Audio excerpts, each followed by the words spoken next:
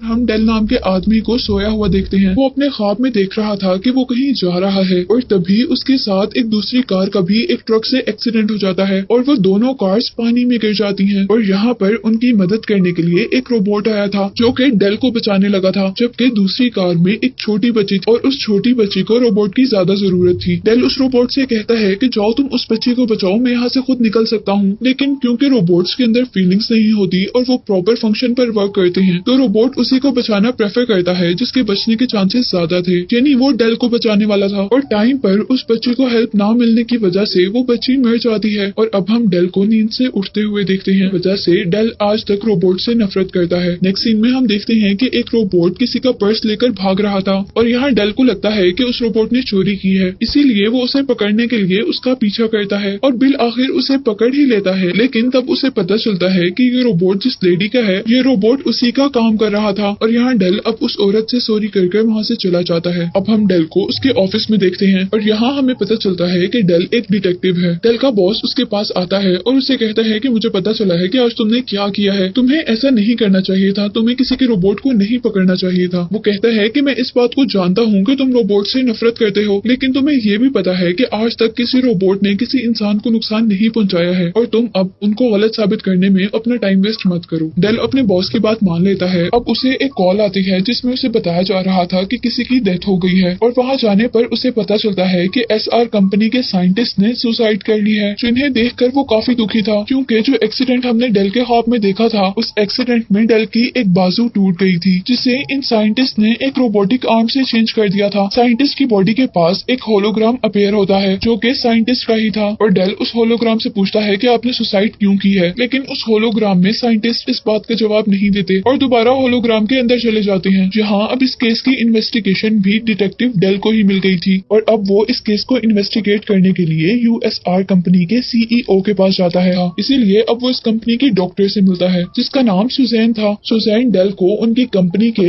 एक ultra mod robot Vicky के पास लेकर आती है जो कि इस कंपनी के हर काम को सॉफ्टवेयर के थ्रू कंट्रोल करती थी। डेल उस रोबोट से कहता है कि साइंटिस्ट के मरने से पहले साइंटिस्ट के रूम की 10 मिनट पहले की वीडियो दिखाओ, लेकिन शायद उसके सिस्टम में कुछ खराबी हो रही थी, इसीलिए वहाँ पर 10 मिनट बाद की वीडियो प्ले होती है और उस वीडियो को देखने से डेल को पता चलता है कि साइंटिस्ट की मौत के बाद कोई भी उनके कमरे से बाहर नहीं निकला और यहाँ वो सस्पिशियस था कि अगर साइंटिस्ट को किसी और ने मारा है तो वो जरूर उनके रूम में ही होगा। साइंटिस्ट के रूम में जाने पर वो लोग वहाँ पर बहुत से अनकम्प्लीट रोबोट्स देखते हैं और तभी यहाँ पर चीजों के अंदर से एक रोबोट बाहर निकलता है जो कि डेल के ऊपर अटैक कर देता है और इस रोबोट का नाम सनी था।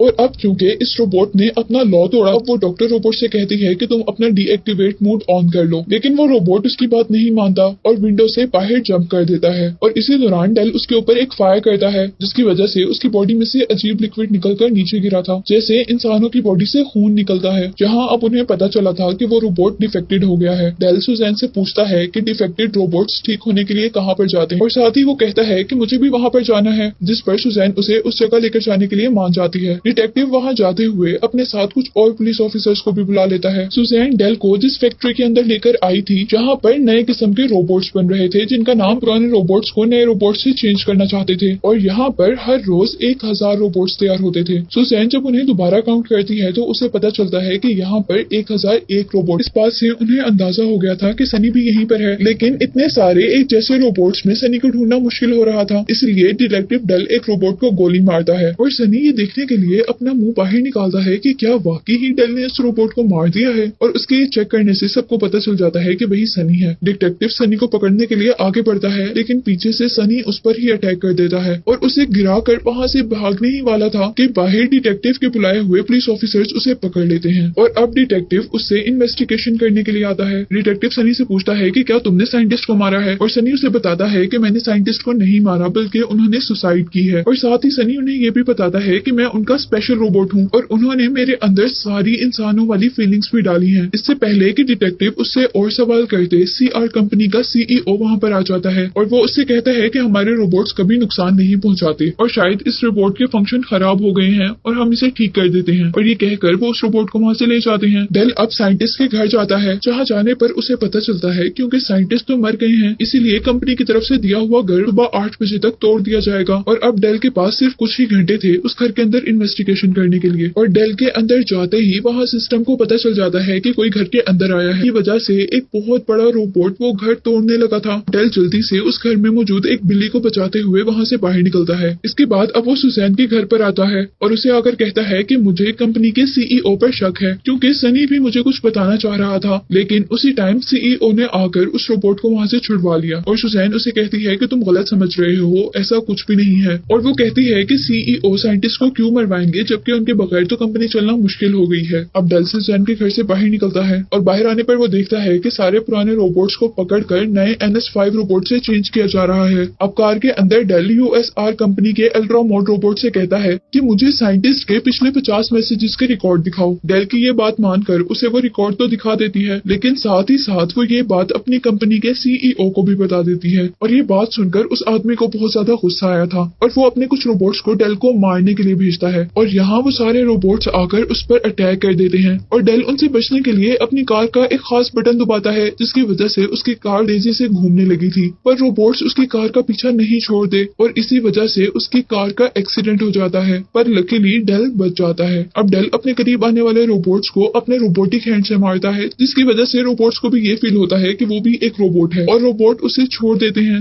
नेक्स्ट सीन में हम देखते हैं कि यहाँ पर डेल के पास उसी के साथ के डिटेक्टिव्स और कुछ पुलिस ऑफिसर्स थे। डेल का बॉस पूछता है कि यहाँ पर ये सब क्या हुआ और किस तरह हुआ था, और डेल उन्हें बताता है कि रोबोट्स ने मुझ पर अटैक किया था। ये बात सुनते ही उनको बिलीव नहीं होता, क्योंकि आज तक रोबोट ने कभी किसी को नुकसान नहीं पहुंचाया था। और साथ ही उनको ये भी लग रहा था कि काम के प्रेशर की वजह से डेल मेंटली सिक हो गया है और इस वजह से वो कुछ अरसे के लिए उसे जॉब से फ्री कर देते हैं। और अब डेल गुस्से में वहाँ से चला जाता है। नेक्स्ट सीन में हमें दिखाया जाता है कि सुजैन डेल से मिलने के लिए उसके घर पर आई थी और बातों ही बातों में सुजैन उससे क्वेश्चन करती है कि तुम साइंटिस्ट को पर्सनली कैसे जानते हो। और डेल अपनी एक्सीडेंट और उसके बाद वाली स्टोरी सुनाता है और उसकी स्टोरी सुनने के बाद वो डेल को सनी के पास लेकर जाती है। और यहाँ डेल से बातें करते हुए सनी उसे अपना एक ख्वाब बताता है, क्योंकि उसके पास फीलिंग्स थी इसीलिए उसे ख्वाब भी आया करते थे। और ये ख्वाब जो वो डेल को बता रहा था, ये ख्वाब उसे रोज आता था, जहाँ बहुत सारे रोबोट्स एक ब्रिज के सामने खड़े हुए हैं और ब्रिज के ऊपर से एक आदमी उन रोबोट्स को कुछ इंस्ट्रक्शन दे रहा है। अभी वो यही सब कुछ बता ही रहा था कि वहाँ पर गार्ड्स आ जाते हैं और वो उन दोनों को यानी डेल और सुजैन को लेकर इस कंपनी के सीईओ के पास जाते हैं। और उसके पास आने पर वो सुजैन को कहता है कि हमें सनी को डीएक्टिवेट करना पड़ेगा, क्योंकि उसकी वजह से हमारी कंपनी खराब हो रही है। और अब क्योंकि सुजैन को अपने बॉस की बात माननी थी, इसीलिए उसे सनी को डीएक्टिवेट करना पड़ता है। लेकिन अभी भी डिटेक्टिव ने हार नहीं मानी थी और वो साइंटिस्ट की कुछ वीडियोस देखता है जहाँ पर उसे वैसा ही ब्रिज नजर आता है जैसा सनी ने अपने ड्रीम ब्रिज पे बताया